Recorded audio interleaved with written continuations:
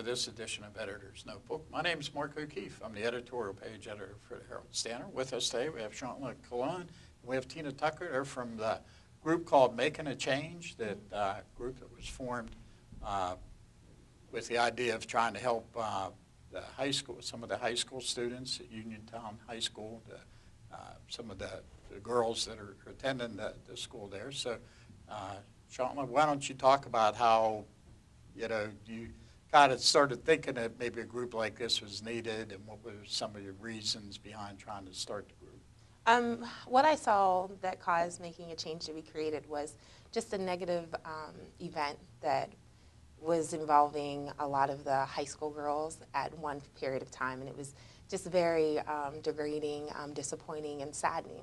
So from that experience that I saw, I just went to the high school principal and asked to speak with him in regards to the event that occurred outside of the high school, knowing that it was going to come inside of the high school because they all, were high school age students. So speaking to him and letting him know my concerns, I just said if there was an opportunity to advocate, to be there for them, to be an example, a positive example, I wanted to do that. And he just opened the door for me to be able to come into the school. But just thinking that I would just be a presence, not really be anything as large as it is right now. So, the door was open and Making a Change was created. Mm-hmm.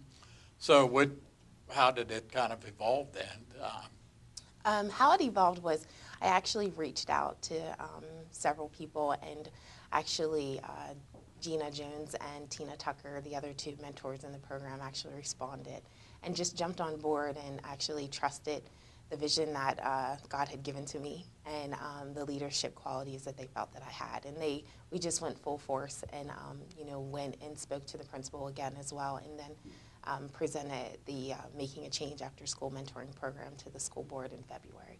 So Tina, how did you get involved, and what were some of your first thoughts about joining the program?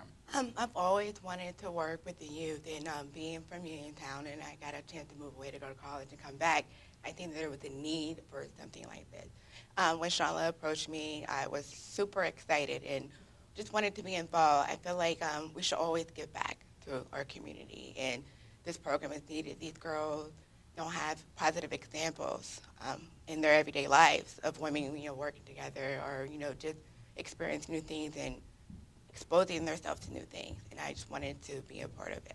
Mm-hmm. One of the things I think that probably is somewhat maybe of a problem is for girls to see women, doing well and being successful, and particularly in the black community. Is that part of the problem and part of the reason why you wanted to try and get involved? I would definitely say yeah, because how is you going to relate to somebody that maybe doesn't look like you or come from the same background that you come by? So they may look at someone who may be a wealthy Caucasian woman and be like, well, how can you relate to me? But when they see somebody that looks like them, then it may be more relatable. And not only that, we're from the East End community, so it's not that we are like commuting to come and educate them or support them. They see us on an everyday basis. They knew our names prior to even Making a Change being created.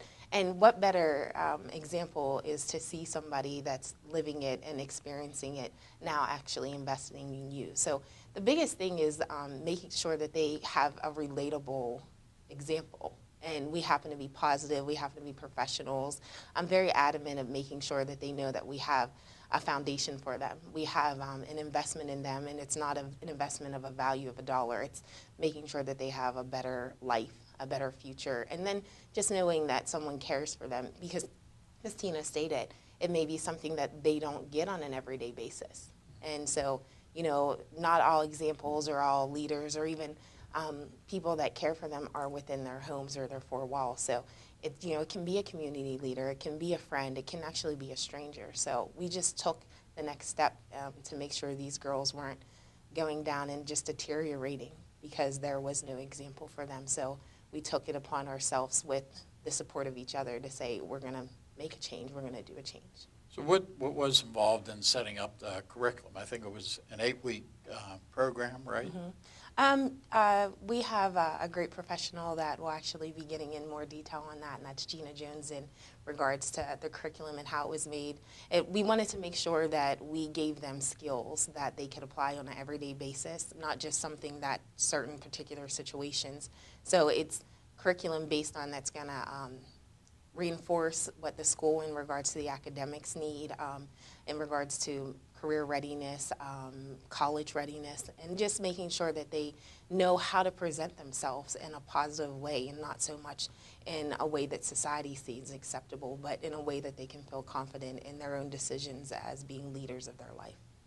You think that a lot of the problem is that maybe one of the things I see a lot of times with kids from Uniontown is a lot of times they think, well, they're from a small town and maybe they can't really do that much. And I always tell them about, there's people from Uniontown that have gone on and done a lot of great things, that maybe kids just they don't really dream big enough. I definitely feel like the children in Uniontown feel like what they see here is it. They're not exposed to, the outside world. And that's one thing why I wanted to get involved. I wanted to show them that there's so much more than what they see around them every day. Life has so much more to offer. Greatness can be reached within them. Yeah, and as Tina stated, she is from Uniontown, but she left and she went to Howard University and then she came back. So she got experience of living in a small town and then going to, a very well-known college. Yeah, Washington, you're DC, getting thrown into the yeah. population that's like 100 times bigger than Right. what you come from. But then she came back and she's living it and also verbalizing it and even in her actions to show them, yes, I've experienced something different. So it's given me something to compare to. So her experience and presence is very valuable to the girls to be able, especially for those who don't have the support system to say you can leave and return and invest something in other people. But, Uniontown is an example of, she's just one of the people that, are a great example that you may have not known. Right. And having the opportunity with the after-school program, Making a Change, she has the opportunity to tell the girls and, the community, I left and came back with my experience. I'm going to make it better. Right. And I always feel, too, that, a lot of times you do have people that do move away and do great things and stuff, but, we need people to stay here so that this area can grow and for people Definitely. to see that there are, success stories right here in our own community here. Definitely. I mean, there's a lot of prosperity here that people are unaware of, but Right. and sometimes it's by our own faults for not opening our mouth or getting involved in a way for people to see, and not saying getting the spotlight for yourself, but to be able to lead somebody out of a situation or out of a mindset that they think they can't get out of. Right. So. You think, so you're trying to maybe make people, make these girls maybe aware of what they actually need to do to better themselves then? I would say, yeah, what would you say? I would definitely say I just want them to realize they have so much potential. There's so much inside of them, and it needs to be nurtured, and it's not being nurtured the right way here. And I feel like it's my responsibility. I had the opportunity to leave and come back, so I have to get back. I have to show them that there's more. I want to show them that there's opportunities for them, there's room for them to grow, and they could be anything they put their mind to. Do you think that's kind of the problem that a lot of times people, they just don't think they can do these things? I do. They look at the surroundings, where they come from, their family members, their friends. No one really leaves. No one really steps outside of Fayette County. No one really, goes and reaches for their dream. And I want them to know that, those things are attainable. You can do it. It's going to take hard work, perseverance, and just being positive and, growing and just growing, learning from your experiences. And I saw something where the program, you started out with 15 girls and you ended up with 30, which is pretty good, doubling Yeah. what you thought. What do you attribute the growth in the program to? I would contribute that and give the credit to the girls themselves, because they're pulling their peers from the high school in because of their actions, the change that they're seeing. People are talking about within the school how they're demonstrating change in the classroom and the events in the community. So, I mean, that speaks volumes. I tell anybody actions speak louder than words. So their actions are setting up a foundation for other people to feel that they can do the same, or, you know, relatable, like she's like me and her background's like me, like mine. So, you know, maybe I thought that I wasn't worthy or good enough to do it. So in a way, they're educating by their actions that they can do things, not just in their school, but in the community, because they're pulling so many adults to higher places because of their own actions. Sure. So is that going in, what number, did you have an idea about how many girls you thought you might be able to affect or get involved in the program? No, to be honest, I was like, if one only came, you know, because you Right. just didn't know the response of what people were, or the students were going to do. And then to that, I didn't know if they were thinking like, I don't really know her in like on a personal level, but you just never know. So we were just prayerful that it was going to expand and increase in it, and then actually return that. And it's continuing to grow, because it's not just something that is for right now. It's for, you know, hopefully there's a long term of making a change to stay in the community and school. And so you're definitely intent on bringing it back next year. Oh. And Definitely. Yeah. definitely, I mean, how many girls do you think you can do in a program? I think, well, we don't want to turn anyone away from the program. We want definitely, you know, if there's a girl in need and she feels that making a change can improve who she is, you want her to be the part of it.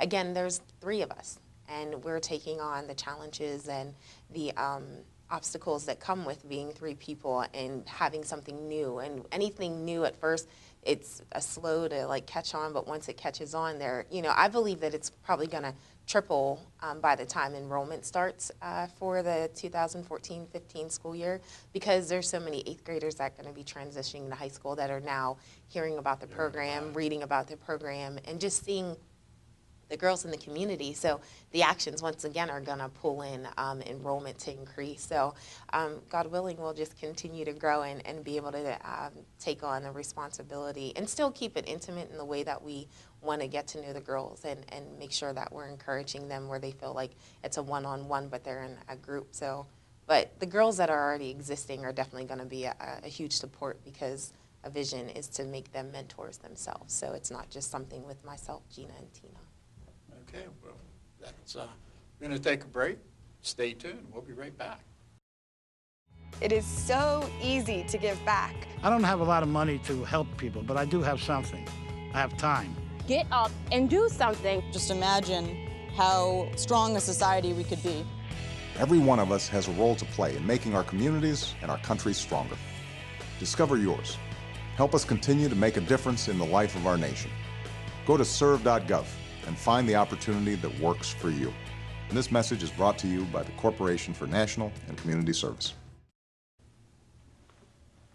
Okay, welcome back to this edition of Editor's Notebook. My name is Mark O'Keefe. I'm the editorial page editor for the Herald-Standard. With us today, Gina Jones and Chantla Colon. They're from the Makin A Change, a group that was formed at Uniontown High School to try and work with black female students at the high school.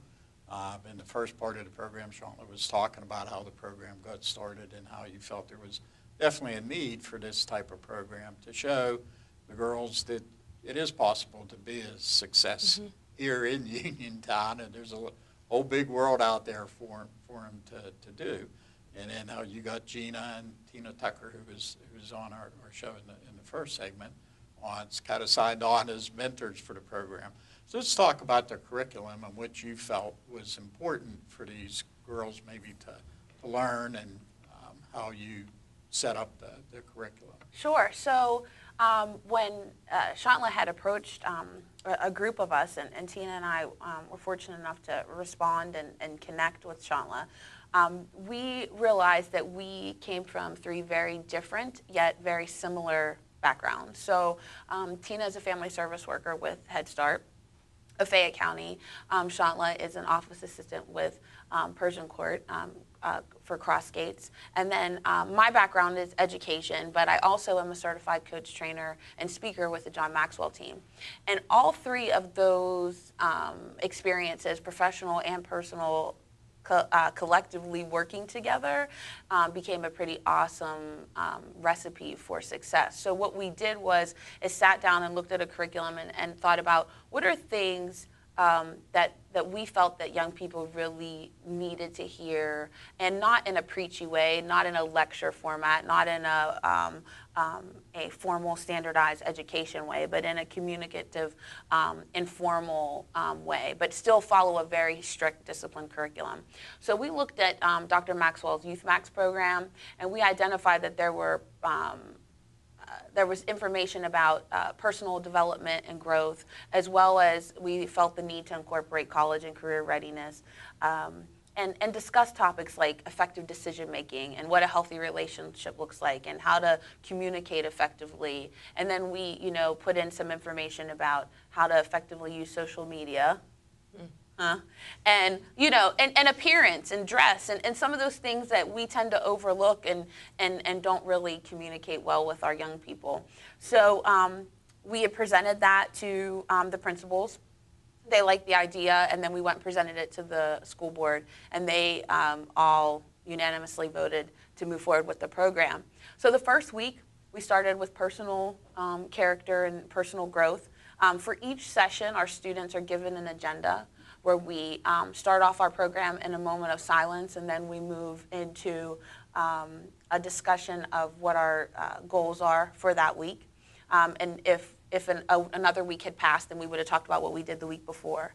Then we go into whatever topic the program is focused on for that day. The girls are given an agenda where they have room to write notes, and they're expected to give us what their most important point was of the lesson, talk about what their goal is for the week, of how they plan to implement what they learned, and then they identify action steps that they're going to take in order to effectively execute those goals. Those are things that we don't do in education, and we wonder why kids don't retain information and don't act on it.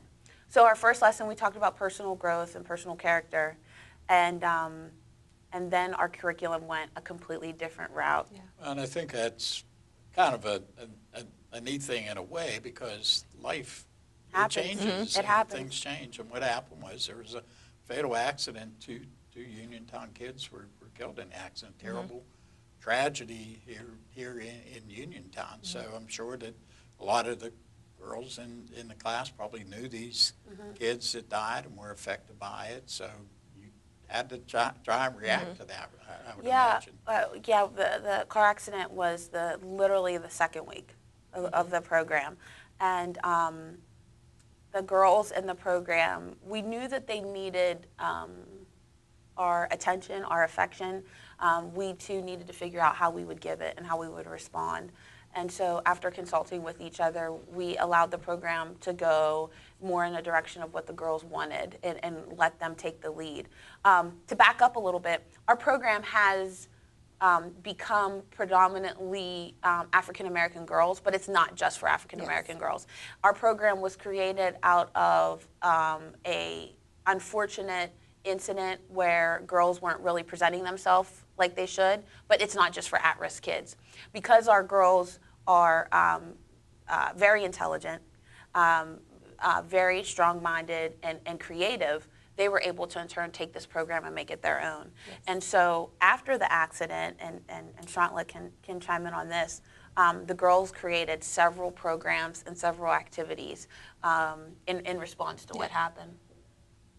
One of the biggest things that was formed after the accident was Safety Awareness Week, that they did a week-long program of educating during the week of April 7th through April 11th at the Uniontown High School, and every day was a different topic. And the biggest thing they wanted to convey was the importance of being safe when you drive, because of the incident that they had lost two of their classmates, and the other two were recovering. So it hit home, and Sure. It was very somber in the school. But instead of them sitting in the condition of not knowing what to do, as we stated, we gave them platform to create something. And it would, in that creativeness of the safety awareness program, and also other events that they created, it was a time of healing as well. It was a time of supporting each other, connecting with other students that weren't in the program, that were in the hallways, that the teachers, because everybody, faculty and students were affected by it. So we had the support of the local law enforcement, state law enforcement, other local businesses that supported it. And, we're able to come together as a community because we were all hurt by what had happened and we all wanted a change to come from it. But these young girls stepped into the roles of leaders and brought forth, our communities, including our churches, and just giving hope that, we can recover greater than what it was before. We had about 250 participants sign pledges. They took a pledge to drive safe. The girls had used social media in a positive way and had people take photos, and in parked cars they took selfies, for seatbelt selfies. They also had like a day for wearing camouflage and a day for wearing a hat, because the boys that perished those were things that they liked and wore. And then they had a balloon launch where it was the families of all 4 boys that were affected were invited to attend. And a couple of weeks prior to the Awareness Week, the girls organized a bake sale within 1 week. Within 1 week, they organized a bake sale and raised over $300, and the money was split in half and given to the families. And sure, it was very much appreciated. Yeah. Really nice gesture. And so I tell the girls all the time, I think sometimes they don't think I'm telling them the truth, but teaching in higher ed and coaching adults, I've seen adults that can't process and move as fast as these girls have. And so, they've literally made a change. Yes. They have. It's not just a title. Yeah. So is the program pretty much everything that you thought it would be? Oh, far beyond. Yes. Yeah. Far beyond anything we could imagine. When Chantla and Tina and I first met, we were like, if we get 3 kids, that would be great. If we have these programs, because if you impact one, you can impact many, right? So it wasn't necessarily about the volume or the number of youth. It was about truly making a change. And these girls, they just hosted an Easter egg hunt in Persian Court. I've worked with the East End Concerned Citizens Group for 8 years, and that's a very successful organization. But for whatever reason, we've never been able to do a successful outreach program in Persian Court. I know several churches have attempted to do this as well. These girls partnered with the the Uniontown Anti-Violence Movement, which is now called Peace, and have also received help from Mr. Jim and Miss Erica from St. Peter's Evangelical Lutheran Church, and they had how many kids? There was we had prepared for 80 kids, so I would say that we did that plus more. And also Matt Crutchman, from the executive director from the East End United Community Center, supported. So there was a great collaboration and partnership throughout the community that made this a very huge success. There were adults, even though it was an Easter egg hunt, there were resources for adults to be able to obtain cell phones that were, because we partnered with people in the community that did that. So it was way bigger than what we could have thought about. And they're actually now working on another event that we hosted earlier, and it was called Say Yes to the Dress. And this is the second round of that. That was in the article on April 14th. But what they're doing is providing gently used semi-formal dresses. Some are new, and they've all been donated through what we call MAC givers. And a girl can come and get a dress for the prom, or before it was any upcoming spring dance, at no cost to them. And it's just a beautiful thing. Great thing. Yeah, because that's a huge expense. And we have so many awesome MAC givers that have made that a great success. I know we probably have at least 100 dresses, if not more. And people are still willing to give. Wow. And because it's just, people have so much generosity and compassion, and they're identifying and connecting with making a change and what we stand for, so that they want to be part of a positive change in our community. So there's just so much more to come, though. Do you see the community maybe kind of coming together Oh, as a yes. result, You know, as a result of this? I was thinking, as Chantla was speaking, is that, you know, we received donations from Bonton. We received donations from restaurants, including Boston Beanery. We've received donations from, like, all of, I couldn't begin to list the names of everybody that's donated dresses, but Olivia's shop downtown, she gave us new dresses, has lent us some of her equipment to display the dresses. East End United Community Center has been a key, critical partner in our programming. The high school itself, they don't have to let us do this program in the school, so the administration has been very supportive. And a lot of the local churches that we've named, and people have come out of the woodwork to really support and get behind these girls.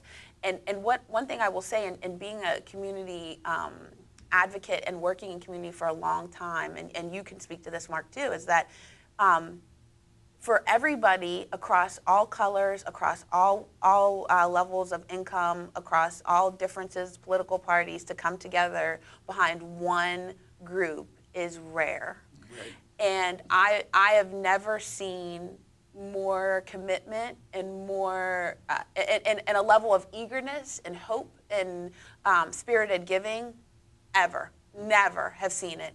And I will say that we appreciate everybody's response and interest in our group. And I think that one of the things we plan to host this summer is a Meet the Mentor event, where we will have an opportunity to meet with people who are interested in supporting MAC and get ideas and see how we can partner with them and how the girls can serve them as well as them serve the girls. The reason why we would like to do something like that is because as the program mentors and as mothers, we want to protect what God gave us. And, you know, that we have to make sure that everything's a good fit. And that, you know, the girls aren't taken advantage of, as well as the time of the individuals aren't taken advantage of. So we will definitely be hosting that very soon. Do you think this is a matter that maybe that there was elements in the community that were there, maybe they just needed a focus or somebody to kind of bring everybody together? You know, it may be something that is more, you know, one of the things that I've kind of felt about Uniontown over the years is just a lot of times people were kind of get down or whatever, and it's very easy. Life has a way of kind of beating you down anyway. And yeah, Uniontown, we know we're not the wealthiest community or whatever, and you know, sometimes just the day-to-day living can be a struggle for a lot of people. So, but you feel that, you know, maybe this is a way of offering hope and encouragement to people, and then they're kind of latch on to that. I think people needed an opportunity. Yes. I think people needed an opportunity to give and support something. I think people needed to see, you know, in children, and not to dismiss the girls as children, but in children we can see hope. And I think that when people know that it's truly young people who are leading the way, they're more willing to get behind them because adult agendas aren't blocking the vision, right? So I think that there's a lot of that. And you know, I also think that, and Chantla has said this numerous times about this tragic car accident, you know, out of death can come life. Yes. And there are two boys that lived, and no matter what happens with that situation, it was how you respond with the tragedy. And these girls have taught this entire community how to respond when you have circumstances coming against you that you feel there's no other way out. Okay, well, that's pretty much going to wrap up our show today. I want to thank Gina Jones and Chantla Colon in starting this group, Making a Change, with girls at Uniontown High School. Sounds like a great program, and I know you want to continue it next year, and maybe even spread it out to other schools in Fayette County. I guess that could be, let's dream big here. Right? Yes, yes. So I want to thank you both for coming on the show today, and good luck in the future. Thank you for having us. And I want to thank you for watching. My name is Mark O'Keefe. I'm the editorial page editor for the Herald-Standard, and we'll see you later.